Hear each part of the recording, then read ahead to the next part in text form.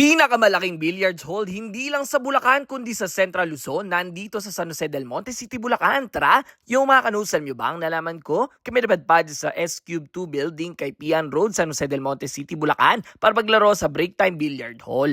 Yes, 11 na premium billiard tables lang naman ang bubungad sa'yo rito. Kaya naman di kayo agad-agad wala nang pwede gamitin. For only 150 pesos per hour lang yan ha, at may pa-promo pa sila this month. Bakit maganda dito maglaro? Meron silang free wifi, may parking area, may smoking area, clean multi-user restroom na malinis and well-maintained, at syempre naka-air condition. May scenic view sa araw at sa gabi, may snack store kung saan pwede umorder ng iba't ibang klase ng silog meals, chips, bottled drinks, hard liquor and beers, snacks, at pwede din magpatimpla ng kape. Meron silang VIP room na may videoke, and very spacious kaya perfect pang family or barkada. Merong free chess for waiting customers or players, board games and card games for kids. Meron silang competition din every month na pwede mong salihan. May loyalty cards and barkada card na pag nakompleto mo, may free 1 hour ka. May friendly staff. Nakakatuwa din malaman na may tinetrain at inaalagaan sila ng mga kids for free for competitions as young as 10-year-old. In fact, nananalo na ito sa buong San Jose del Monte. This is their operating hours kung pupunta kayo ha. O na ba hinintay nyo? Tara na din sa Break Time Billiard Hall sa San Jose del Monte City, Bulacan. Let's go!